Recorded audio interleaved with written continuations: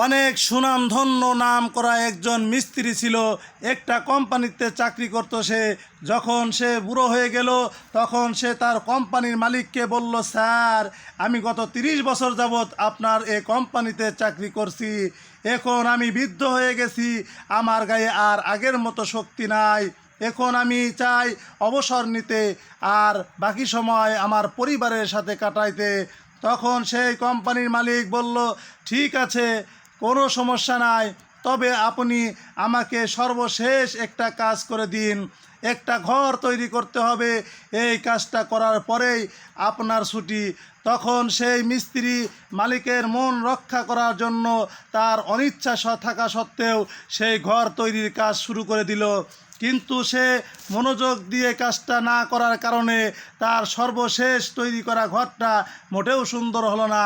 ঘর তৈরির কাজ সম্পূর্ণ হওয়ার পর কোম্পানির মালিক যখন ঘরটা দেখতে আসলো তখন ওই মিস্ত্রিকে ডেকে এনে বলল, আজ থেকে এই ঘরটা আপনার। আমাদের এই কোম্পানির পক্ষ থেকে আপনাকে এই ঘরটা গিফট করা হলো।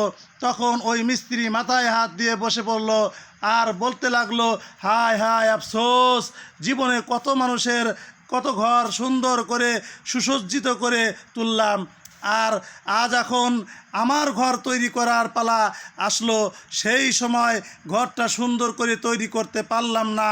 হায় আফসোস, আমরা যদি এই মিস্ত্রির মতো হয়ে থাকি, সারা জীবন আমার বলে আমাদের জীবনটা নষ্ট করে ফেললাম, অথচ এই জীবনটাতে এই দুনিয়ার পিছে দৌড়াইতে দৌড়াইতে আমরা আখিরাতকে ভুলে গেলাম। আর ওই আখিরাত যখন শুরু হয়ে যাবে, কবর নামক ঘর, এই ঘরে থাকবো কিভাবে, এই ঘরে কেমনে ভালো থাকবো, কেমনে আমরা জান্নাতে সুসজ্জিত নিয়ামত আমরা ভোগ করব, সেই চিন্তা চেতনা আমাদের ভিতরে নেই। আমরা শুধু দুনিয়া দুনিয়া দুনিয়া, আর এই দুনিয়ার ঘর এবং বাসস্থান তৈরি করা এবং সন্তান সন্ততিদের খুশি করার জন্য আল্লাহকে আমরা ভুলে গেলাম। এইভাবে ভুলে যাওয়ার কারণে আমরা দুনিয়া এবং আখিরাত দুটোটাই হারাইলাম। এইভাবে যদি আমরা চলতে থাকি, আল্লাহ রব্বুল আলামিন আমাদের কখনোই জান্নাত দান করবেন না।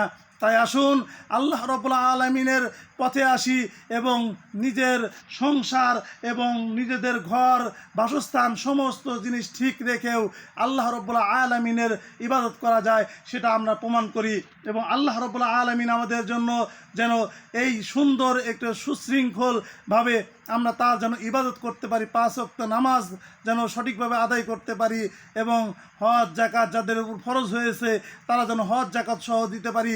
আল্লাহ রব্বুল আলামিন আমাদের তৌফিক দান করুন এবং ভালো ভালো কাজ করার আঞ্জাম দেওয়ার আমরা যেন সুযোগ তৈরি করতে পারি। আল্লাহ রব্বুল আলামিন আমাদের বোঝার তৌফিক দান করুন। আমিন। আসসালামু আলাইকুম রহমতুল্লাহ।